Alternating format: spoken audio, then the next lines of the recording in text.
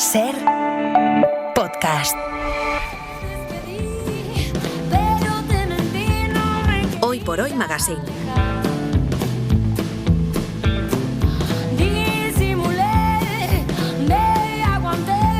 Ser podcast. Antonio Martínez Asensio, buenos días. Buenos días, Oye, Sastre. ¿por qué tus empleados de la biblioteca se contagian, se mimetizan tanto con las lecturas que hacen para preparar un libro? Es que mira, esta mañana Ana me ha dicho que estoy muy mino. Pascu, que tiene caleta de trabajo. Pepe, que hace tiempo que no se cura. Yo preocupado por su salud. Resulta que se estaba refiriendo a que ha dejado el alcohol. Nada, corta las, Sastre, son hueadas de estos cabros, no te choques. Ah, no, Antonio, tú también. Bueno, la culpa la tenemos aquí sentada, la culpable la tenemos aquí sentada al lado. Se llama Pilar Asuero, autora de nuestro primer libro de la semana del año, Las Cabras, editado por Altamarea. Y me cuenta Pepe Rubio que las ha contado y tiene 105 palabras o expresiones típicas del español chileno. Es desde luego la gran riqueza de este idioma que hablan centenares de millones de personas, que tiene, ahora lo hemos comprobado, infinitos acentos y formas de nombrar las cosas. Pilar Asuero, buenos días. Hola, buenos días. Muchísimas gracias por invitarme y por este sketch increíble. Creo que ya pueden decir que tienen un B1 en chileno el hacer. Ah, ¿ves? Mira, pues es que tienes por ahí, ahora lo verás, sino a Pepe Rubio, que está toda la semana, te lo prometo, hablando así. Está alucinado no tanto con el lenguaje, que también, sino especialmente con la novela, con Las Cabras, nuestro libro de hoy. La Cami es el personaje protagonista de esta novela. Aspirante a escritora, se encuentra con un editor español que le rechaza unos cuentos porque no están escritos precisamente en el español de la RAE. Déjame, Pilar, empezar por ahí. Si crees que hay que acabar con esta glotofobia, este odio a los acentos y a las formas de expresarnos cada uno como nos expresamos. Sí, creo que al final el español es un idioma muy prolífero, ¿no? Al final es un idioma que se habla en diferentes países y ya también no es solo el español en Latinoamérica y el español de España, sino que en Latinoamérica mismo hay muchas diferencias y muchos matices. A mí me interesaba hablar sobre este contraste lingüístico entre España y Chile, porque justamente para establecer vínculos significativos con otras personas es fundamental entenderse, ¿no? Y para entenderse hay que también estar abierto a entender otros lenguajes y a otras formas de nombrar el mundo. Ahora vamos a seguir hablando de ello y de Las Cabras, publicado por Altamarea, que es, por otra parte, lo digo siempre que puedo, una editorial que nos encanta. Entraremos en las páginas de este libro. Pero antes, saben que nuestro bibliotecario, Antonio Martínez Asensio, se ha hecho famoso por contar libros en 1 hora y Madame Bovary en 1 minuto. Aquí cada viernes nos cuenta un libro en 3 minutos. Hoy, Antonio, ¿cuál va a ser? Pues mira, como estamos en época de regalos, os voy a contar un libro que es un regalo en sí mismo, es una joya, pero que además trata sobre un regalo muy especial. Se titula La pulga de acero. Su autor es Nikolai Leskov y se publicó en 1881. Pues vámonos con este primer libro en 3 minutos del año. Vamos allá. Bueno, cuando el emperador Alejandro I termina el Consejo de Viena, decide viajar por Europa y observar prodigios en diferentes naciones. Con él viaja un cosaco, Platov, al que estas inclinaciones no le gustan nada y, nostálgico, trata de convencer al soberano de que ya es hora de regresar al hogar. Pero los ingleses le agasajan y le invitan a sus fábricas de armas para demostrar su superioridad sobre los rusos. Pero Platov va desmontando cada uno de los inventos ingleses, defendiendo que los rusos siempre son mejores. Los ingleses no dejan de tramar una maravilla tal que deje a Platov sin palabras. Y aquí es donde viene el regalo. Exacto, efectivamente. Una tarde, tras una recepción, le ofrecen una bandeja en la que parece que no hay nada.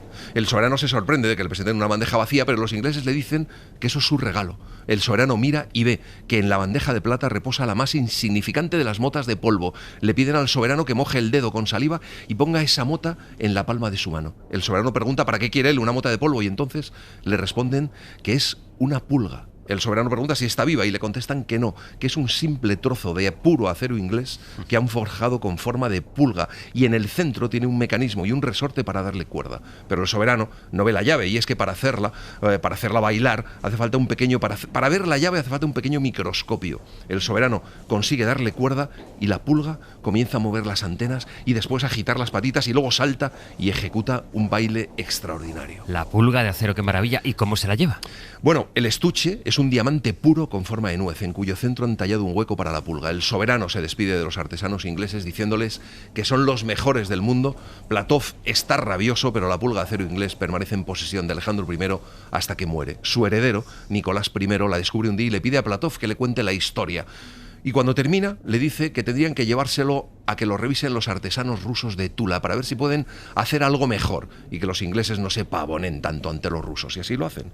Los armeros de Tula contestan que les dé tiempo y confíe en ellos y que verán si pueden hacer algo mejor. El tiempo pasa y al final Platov vuelve a Tula y los artesanos le dan lo que han hecho. Platov ve que la pulga inglesa reposa tal cual y que no hay nada más y monta en cólera. Los artesanos le contestan que les está ofendiendo en vano y Platov se lleva al artesano jefe con él para que dé cuenta al emperador de lo que han hecho. Y aquí es donde llega el momento tenso del relato. El emperador abre la caja, pide un microscopio, saca la pulga, le da cuerda con la llave y la pulga baila, pero baila un poco peor que antes.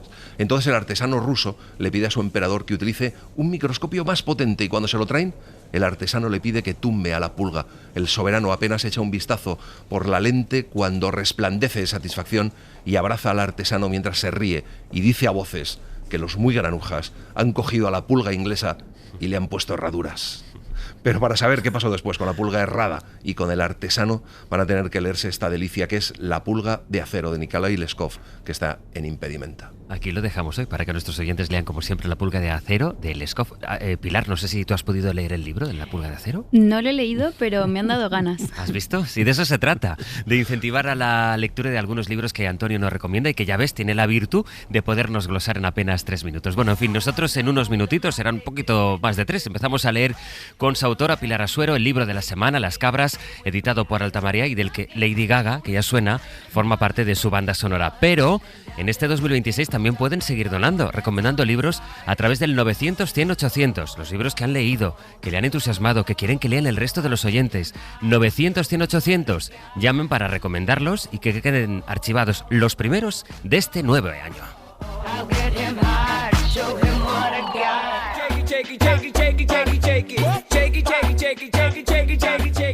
Nos reímos al recordar momentos de nuestra infancia, cagadas de nuestra adolescencia y chistes internos. Nos contamos nuestros planes de futuro. La Sofi se acaba de comprometer, la Cata va a empezar una especialización en enfermería quirúrgica, la Majo está pensando en irse a un retiro espiritual a la India y yo en adoptar un perro. Estamos radiantes con el cutis y el pelo perfectos. No hemos cumplido todavía los 25 y tenemos el colágeno intacto. Terremoto, terremoto, terremoto, terremoto, terremoto, terremoto, terremoto, dale duro, terremoto. Estamos ya dentro del libro de la semana, Las cabras, con este fragmento en el que se habla de la relación de las que en realidad son las 4 protagonistas, la Cami, que es la narradora, más la Sofi, la Cata y la Majo, 4 amigas chilenas que son las cabras. La pregunta, Antonio, es por qué has elegido esta novela como tu primer libro de este 2026. Bueno, pues es una novela sobre la amistad, sobre la maternidad, desde el punto de vista más de la hija que de la madre. Una novela sobre la precariedad, sobre la inmigración y una novela generacional muy sorprendente. Pilar Asuero, lo primero para situar a los oyentes. Las cabras son chicas jóvenes en Chile, digamos que se llama cabro y cabra a los chicos y las chicas jóvenes, ¿no? Que es el término normal, digamos. Sí, es como para nombrar a los chicos y chicas jóvenes, pero también para nombrar a tus amigos y amigas de toda la vida. Como que se suele decir, me voy a juntar con los cabros o me voy a juntar con las cabras. Y estas cabras son 4 jóvenes de en torno a 24 o 25 años que les une la amistad, pero una amistad a mí me ha sorprendido cuando dices que no era elegida, sino que, bueno, que eran la gente con la que convivías desde los 4 años, ¿no? Sí, justo como al final empiezas a establecer relaciones de amistad tan joven, todavía no eres consciente de que estás eligiendo ese vínculo, ¿no? Es algo que se da naturalmente.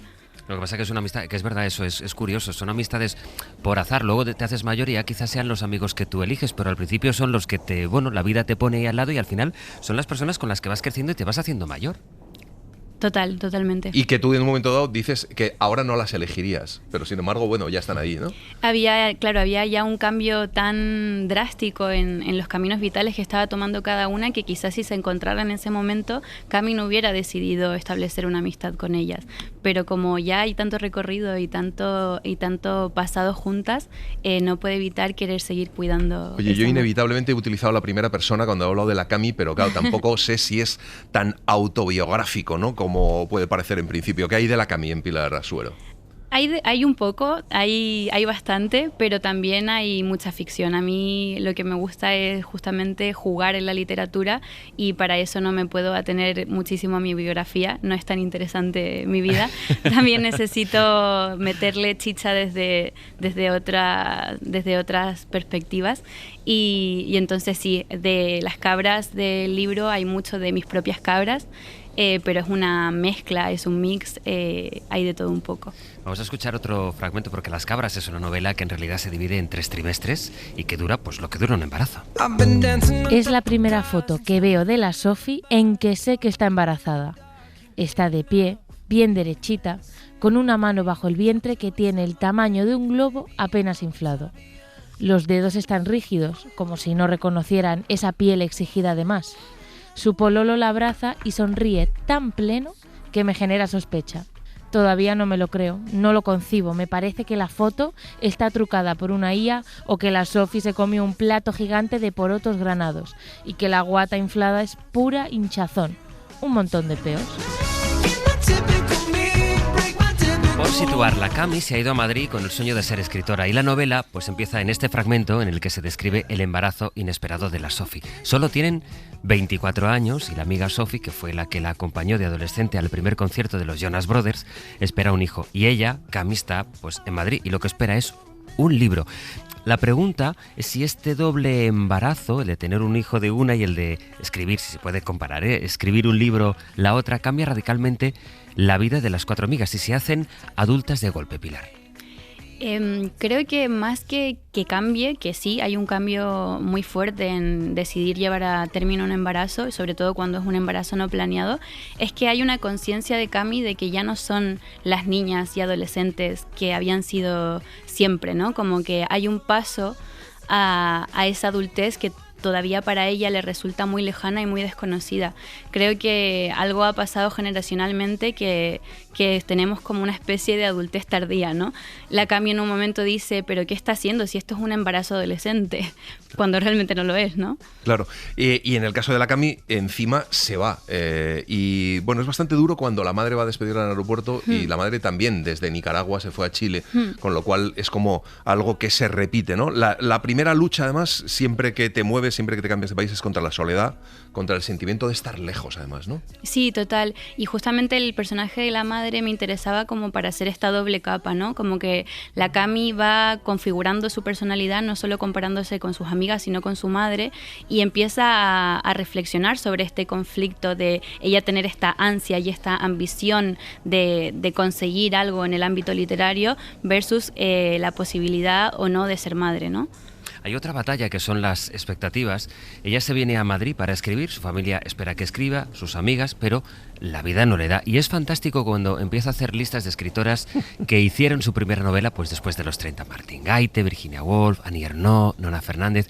¿Dirías, Pilar, que no hay nada peor para la credibilidad que lo que otros esperan de ti? No sé qué es peor. A ver cómo lo digo. Sí, lo que otros esperan de ti o lo que tú misma esperas de ti.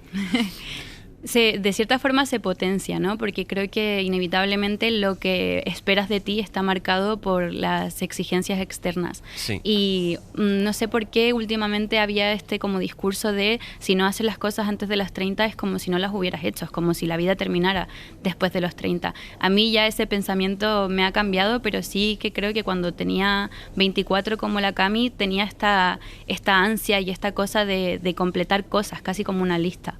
Claro. En el libro es muy divertido también porque hay páginas y páginas de conversaciones de WhatsApp, ¿no? Y estructuradas y maquetadas como son las conversaciones de WhatsApp. Pero ella, inevitablemente, la Cami se va alejando un poco de sus amigas, de las cabras, y descubre también la vida en Madrid y el trabajo. Hay un momento en el que ese embarazo literario, digamos, en el que está la Cami, se siente traidora de su pasado y además se siente inadaptada en el presente. Está como en medio de dos mundos, ¿no?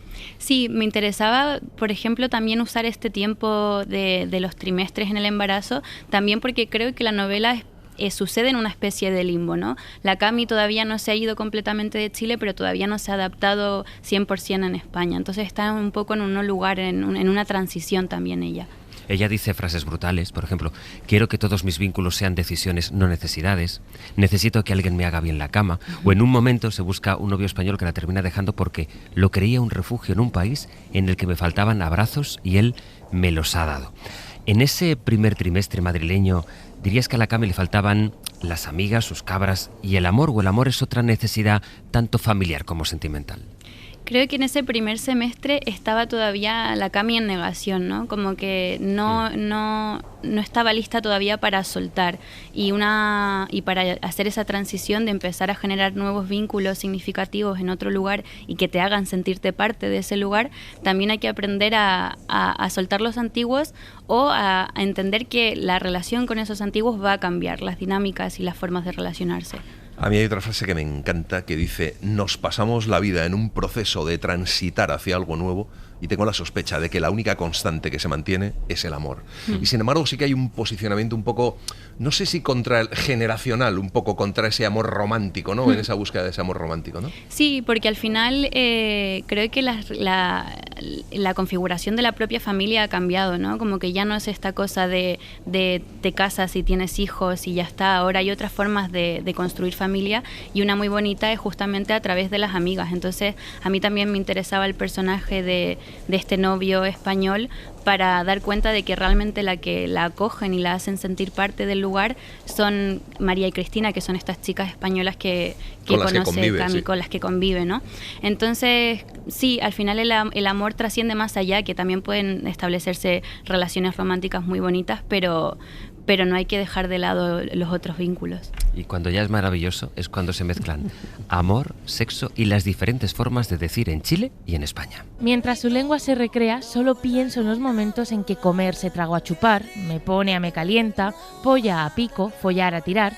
Gonzalo se detiene, tantea con la punta, coger a agarrar, bus a micro, coche a auto, la introduce de nuevo, empieza a removerla como un animal enjaulado. Comida, almuerzo, cuarto a pieza, suelo a piso, solo pienso en estas cotidianidades que se cambian por otras, en la pérdida de mi propia rutina lingüística, como si me hubieran reemplazado el patrón de las huellas dactilares. La noche está buena pa' beber y pa' comer, no, baby. Yo sigo preguntando. Probábamos un poco al principio, Pilar, pero me parece que es un asunto que merece que nos detengamos un poco también para reflexionar sobre eso, de la riqueza que compone nuestro idioma, que es como se habla en Chile, como se habla en Argentina, como se habla en México, como lo hablamos en diferentes partes de España, incluso dentro de cada propio país, pues cada uno lo hablamos de nuestra manera. Para una escritora, en este caso, en tu caso, ¿no? Una escritora de América Latina, ¿te encuentras con muchas pegas de los editores españoles con la lengua? ¿Hay mucha tendencia todavía a lo de la uniformidad del lenguaje? A mí me parece que es algo positivo que está cambiando, ¿no? Como que creo que ya estamos más abiertos a leer otras formas de hablar el español, y creo que incluso hubo un despunte en esto en España cuando salió Panza de Burro de Ande Abeu. Sí. También pienso en Solo quería bailar de Greta García, que indaga en el andaluz, ¿no? Entonces creo que también ya hay como un deseo, ¿no? de conocer y de enriquecer el lenguaje y de ver ese valor añadido que hay en nombrar el mundo de diferentes formas. A mí me interesaba indagar en esto también para reivindicar el chileno. Mucha gente dice, incluso mucha gente dentro de Chile, que los chilenos hablamos mal, pero la verdad es que no hablamos mal, sino que hablamos como sabemos, hablamos como podemos y hablamos perfectamente. Yo creo que una de las fortalezas, una de las grandes fortalezas de Cami, pues es realmente cómo se empeña, ¿no? En seguir avanzando, y luego tiene el modelo de esas chicas que conoce que son un buen retrato de la precariedad, ¿no? Una estudiando una posición, la otra una actriz, la Cami escritora. Quiero decir, es un poco un panorama en la que, la gran lección es que si te tienes que espabilar, en la que te tienes que empeñar en hacer las cosas, y eso es un mensaje también un poco que no va con esta generación, ¿no? ¿O qué? ¿Cuál es ese mensaje? ¿Hay que espabilarse, hay que ponerse las pilas, hay que cambiar el mundo? O sea, creo que al final puedes espabilar, pero si el sistema no te acompaña, independientemente de que lo intentes y te empeñes, va a costar mucho llegar a tu meta. Creo que hay un problema ahora mismo estructural que se nos ha dejado un poco abandonados a los jóvenes, y un poco terminamos haciendo lo que podemos y no lo que queremos, ¿no? O decidimos, por ejemplo, María, que decide hacer la oposición porque es lo que le va a proporcionar una seguridad que tal vez desarrollándote en el mundo literario o en el mundo del teatro no vas a conseguirla. Y a eso a mí me parece que al final es complejo. La Cami quiere ser escritora, pero tiene todo este vértigo de cómo lo logro. Y es algo que al final tampoco se resuelve en la novela, porque escribir una novela no te va a garantizar luego tener un futuro asegurado en cuanto a lo económico, ¿no? Hablas de la precariedad. Pilar, déjame preguntarte, porque Chile acaba de experimentar un cambio político, en fin, muy, muy, muy notable, ¿no? Con el nuevo gobierno. Aquí hay una realidad política muy polarizada. ¿Qué cosas te llaman la atención de la situación social y política de este país en comparación con el tuyo, en comparación con Chile? Entre España y Chile, dices. Sí. Bueno, a mí me llama la atención de que sí que veo este patrón de que está muy polarizado también, ¿no? Como que son dos discursos que se contraponen y que chocan un montón. A mí ahora la situación política de Chile, debo decir que me ha entristecido un montón. Yo además me fui de un país que acababa de tener un estallido social, de que la gente se había levantado contra un gobierno de derechas porque estaba harto de que no se satisfacieran derechos sociales básicos y ahora 5 años después estamos eligiendo a un nuevo presidente que tiene un discurso conservador, tiene un discurso de odio en muchas ocasiones y para mí creo que es un retroceso, ¿no? Y creo que es algo que está pasando no solo en Chile, no solo en Latinoamérica, sino en todo el mundo y a mí la verdad es que me aterroriza. Por situar a la protagonista, a Cami, ¿tú dirías que al final acaba viendo a Madrid como su hogar? Creo que termina viendo a Madrid como su hogar, pero porque encuentra allí personas que la hacen sentirlo, ¿no? Creo que encuentra en María y Cristina un apoyo, unas personas con quien reírse, con quien llorar y con quien construir también un lenguaje propio. Me he enfrascado tanto en la rutina y el trabajo que no he dedicado tiempo a escribir. Y lo que es peor, ya casi parece que no me alcanza el día ni para echar de menos. Estoy encapsulada en otro tiempo y espacio, y da igual si vivo en Madrid o en cualquier otra parte. Pensé que lo que más me dolía era la añoranza, saber que las personas a las que más quiero están lejos. Pero me doy cuenta de que me duele más no extrañarlas.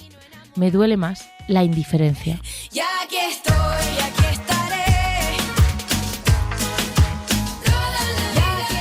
Tranquilo, no te voy a molestar, estaba echada. Vuelvo a la página en blanco.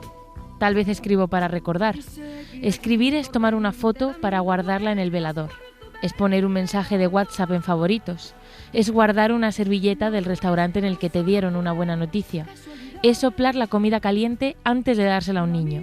Es hacerle la cama bien a alguien. Escribir es hacer trascender a las personas que he amado, para que habiten un pedacito de quienes me lean y las amen también. Ya lo ves, la vida es así. Tú te vas y yo me quedo aquí. Lloverá y ya no seré tuya. Seré la gata bajo la lluvia.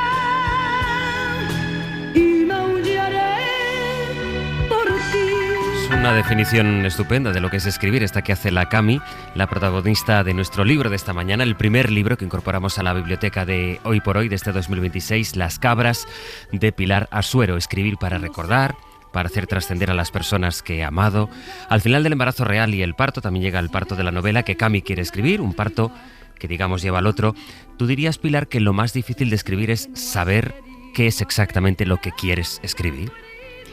Creo que es uno de los desafíos más importantes, ¿no? Creo que siempre te ha tirado la escritura y te mantienes escribiendo, como es lo que le pasa a Cami, pero no es hasta el momento en que tienes claro qué es lo que quieres decir y qué es lo que quieres contar cuando te lanzas a ello.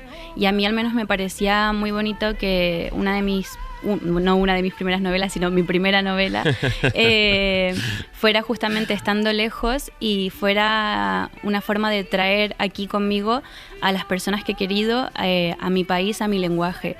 Lo dice el escritor Roberto Juarós, que el acto de la palabra es un acto de amor, es crear presencia, y eso a mí me parece precioso. Y para mí lo más difícil es separar o hacer literario algo que tú has vivido realmente, ¿no? Quiero decir, sacarlo de esa experiencia y convertirlo en literatura, ¿no? Sí, a mí sobre todo me interesa jugar con la forma, ¿no? O sea, hacer un artefacto literario, no solamente contar una historia, sino que eso también tenga un valor a nivel estético y de estilo.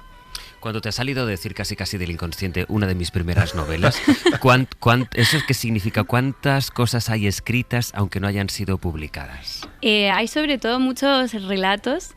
Lo primero que escribí yo de chica fueron poemas, que la verdad se me daba muy mal, porque no soy tan lectora de poesía, a pesar de que me gusta mucho, y las veces que me he metido a leer libros de poemas, la verdad que los he disfrutado y he aprendido mucho de ello.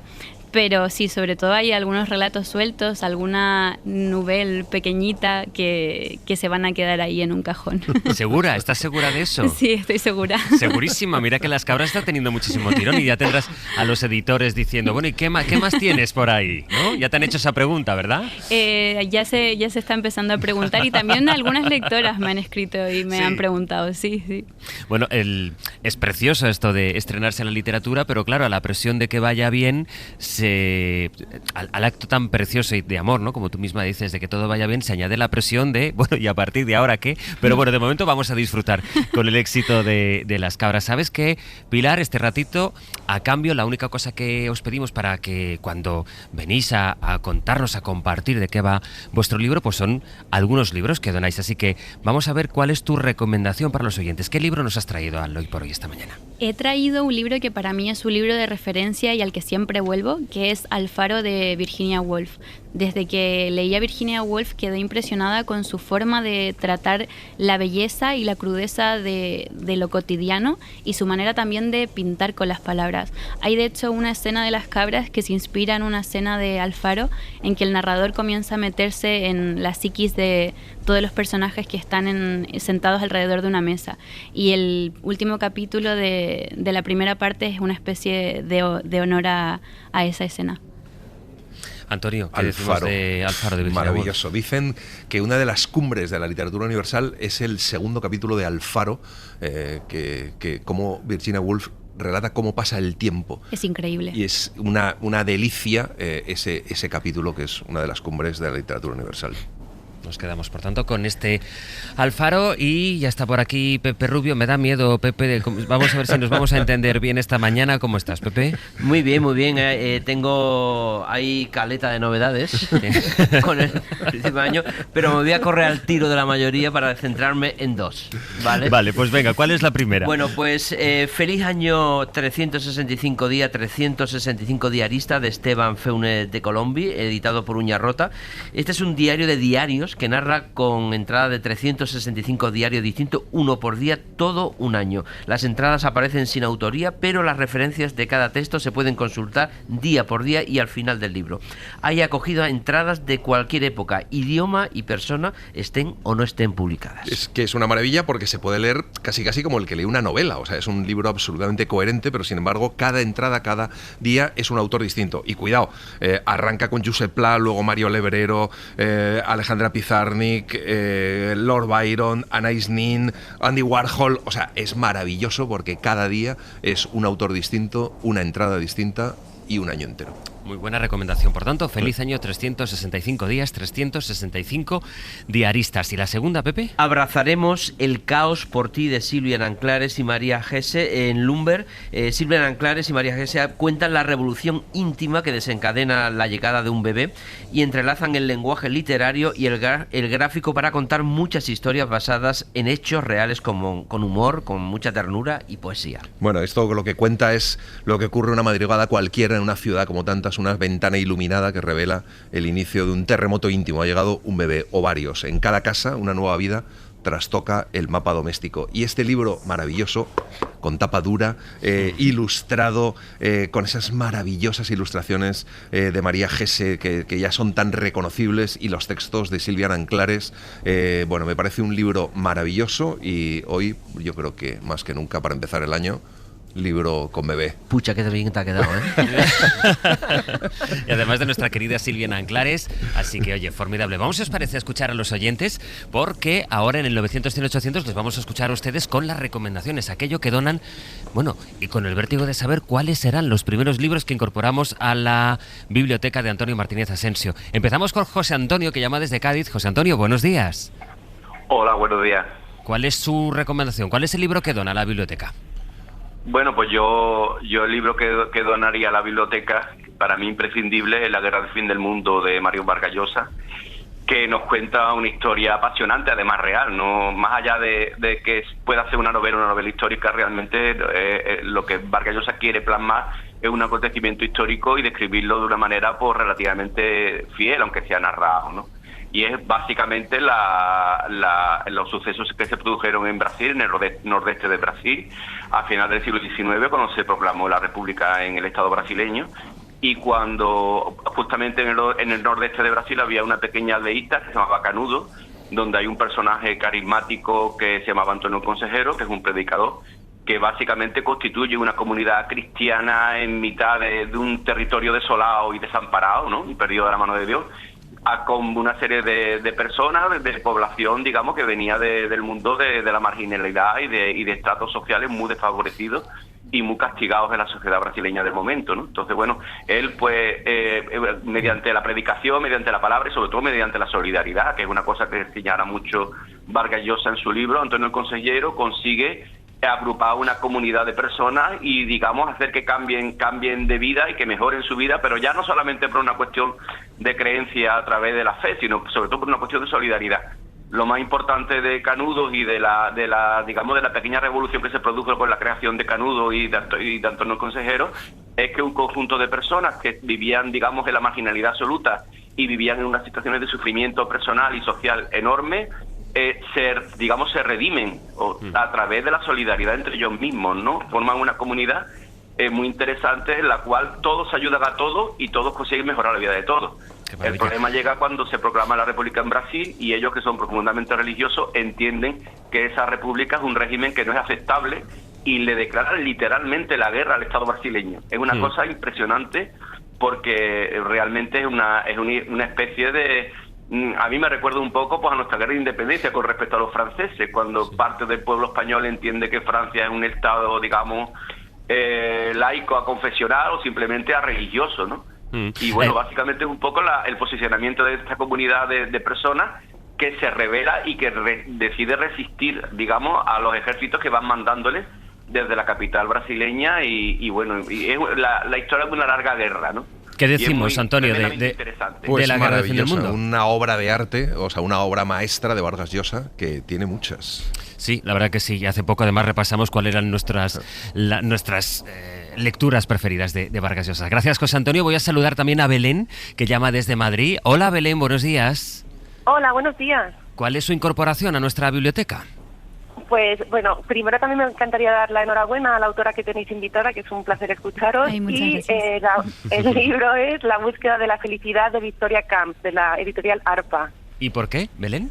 Bueno, este libro lo que invita a reflexionar a través de todos los filósofos que nos va mencionando la autora, desde Aristóteles a Aldous Huxley, nos invita a reflexionar cómo se puede alcanzar la felicidad, pero no ofrece recetas tipo como hace el mindfulness ni nada por el estilo, sino que nos introduce cómo van explicando todos estos filósofos y filósofas cómo han reflexionado que se alcanza la felicidad. Quería solamente mencionar una cita de Primo Levi, que es: amar el propio trabajo constituye la mejor aproximación concreta a la felicidad en la tierra. Y bueno, esa cita llega casi al final del libro. Y ahí es cuando yo me di cuenta que, bueno, pues que estoy muy, muy cerca de alcanzar la felicidad porque amo mi trabajo. Es muy bonito. Belén, muchísimas gracias por esta recomendación. Muchas gracias a vosotros. Gracias, Belén. Antonio, está muy bien además porque incorporamos, sobre todo lo que más estamos incorporando a la biblioteca desde el principio son novelas, luego hay también poesía, alguna cosa de teatro, pero ensayo no es el género, ¿no? Es verdad, tenemos que reforzar eso, los libros de filosofía. Sí, de acuerdo. Sí. ¿Verdad que sí? Lo haremos. Vamos con Pachi, que llama desde Pamplona. Hola, Pachi, buenos días. Hola, Hola, Sastre y compañía, buenos días. Buenos días. Cuénteme, ¿cuál es el libro que usted incorpora? Pues yo quiero incorporar el libro Sábado de Ian McEwan. Buenísimo. Perdón. Ian McEwan es un escritor británico, bueno, a mí su prosa verdaderamente me apasiona. Y luego es la historia, bueno, cotidiana o no, de un médico que va a empezar su día de ocio tan tranquilo, la trama se desarrolla en 24 horas y circunstancias que no voy a desvelar, pues le cambian el rumbo del día y la verdad es que te atrapa de una manera brutal. Yo hasta ahí diría y no diría mucho más. Porque, muchas gracias. No, Didi Pachidi. McEwan, al final, yo creo que fue el primer libro que leí y luego, bueno, he arrastrado con todos los demás. Sí, es fantástico. Y, bueno, si me permitís, uno solo más, ya lo comenté hace poco, si me está escuchando Ángel seguramente dirá que pesa el tío este de Pamplona, es el elogio de las manos de Jesús Carrasco, que sí. es un auténtico bálsamo para el alma. Recuerdo además que lo comentamos porque tiene esta cosa de la artesanía del ¿no? Aquello que tú haces con las manos y a partir de ahí establece el relato. Pero es delicioso. O sea, sí. yo voy a esperar a que pasen, iba a decir 2 años, no sé. Lo volveré a leer seguro, porque te cura el alma, te la pone blandita. Pachi, muchísimas gracias. Chicos. Hasta luego. Y además es cuando citan a Ian McEwan y entonces se oye como Asensio hace, wow, es que es buenísimo. Es que es delicioso a McEwan, o sea, Expiación, Cecil Beach, o sea, es un tipo extraordinario. Y yo creo que Sábado se puede contar porque es el primer párrafo. Este médico sale de su casa y ve un avión pasar por encima y cree que se va a estrellar. Y ese es el arranque del argumento. Y es maravillosa novela. Lo que estoy comprobando es que los oyentes cada vez copian más el estilo de Asensio. Un libro en 3 minutos, te lo iba a decir, Pepe. Digo, aquí están haciendo, cada uno hace su particular podcast de un libro en 3 minutos. ¿Tú tuviste, Pilar, cuando te pusiste a escribir la novela, mucho vértigo con el primer párrafo? El primer párrafo sí, de hecho es uno de los que más he tocado y he cambiado y fue cambiando a lo largo de la reescritura y la corrección de la novela. Es muy importante el primer párrafo y sobre todo la primera frase. Efectivamente, la primera frase, que es la que tanto se recuerda de tantas novelas. Bueno, de los libros que tenemos perdidos en la redacción y que recupera esta persona que se dedica a mirar uno por uno todo lo que va dejando todo el mundo en las mesas y en los muebles de la redacción. Pascual Donate, buenos días. Muy buenas, aquí apurando. ¿Hoy qué ha recuperado? Mira, con un título tan sugerente no podía dejarlo escapar. Se titula Mensajes en una botella, está escrito por Wolfgang Struck y publicado en la editorial Ariel. Este libro nos cuenta uno de los experimentos más singulares de la historia de la ciencia. Os cuento, en el siglo XIX, un explorador alemán llamado George Neumayer, que tenía algo más de aventurero que de científico, decidió lanzar mensajes dentro de una botella por todos los mares del planeta, en barcos. En ese mensaje pedía a quien encontrara la botella que remitiera una carta a Hamburgo con el lugar y el día en el que recogió la botella. ¿Para qué sirvió esto? Pues para elaborar un mapa mundial de las corrientes marinas. Era bastante heterodoxo, pero funcionó. El método tenía algo de poético, aunque no tanto los fines, porque este buen hombre pues tenía intereses militares y económicos, todos puestos al servicio del colonialismo alemán. Qué pena con lo bonito que es que iba. Sí, era bonito, se ha estropeado. Iba bien y de pronto... Sí. En el caso de Pascual haremos un libro en 2 minutos y medio. Pascual, este libro te lo has encontrado más en la zona de la redacción de Hoy por Hoy que de la redacción de... En la zona de magazine de Hoy por Hoy, sí. Nadie, porque en el fondo es un libro científico. Me suena, creo que conozco a la persona que lo dejó. Sí. Bueno, ¿y qué libro no nos vamos a poder perder este fin de semana, Antonio? Pues mira, vamos a empezar con un libro divertidísimo que es Sin noticias de GURB, de Eduardo Mendoza, que bueno, a ver cómo queda, porque la comedia siempre es difícil, porque es tan divertido leerlo, ¿no? Este libro que publicó Eduardo Mendoza en El País por entregas y luego en formato libro en 1991. Pues por ahí vamos a empezar con un libro una hora, divirtiéndonos. Pilar Asuero, ¿te lo has pasado bien en esta horita de radio? Muchas gracias por invitarme y muchas gracias por la selección musical, la verdad que me encantó. Bueno, hombre, la selección musical ha venido dada por ti porque es la banda sonora del libro. Sí, o sea, pero Pepe Rubio se lo ocurra. Y... Efectivamente, sí. Bueno, pues Pilar, que muchísimo éxito que sigas teniendo, porque ya lo has tenido, ha sido uno de los libros de los últimos meses, así que muchísimas gracias por venirte a la radio esta mañana y hasta la próxima. A ustedes, hasta la próxima. Gracias, Pilar. Adiós, gracias, chicos. Sastre. Antonio, hablamos la semana que viene, sin falta. Pues nada, hasta luego y que tengáis un buen fin de semana. Gracias. I hope that someday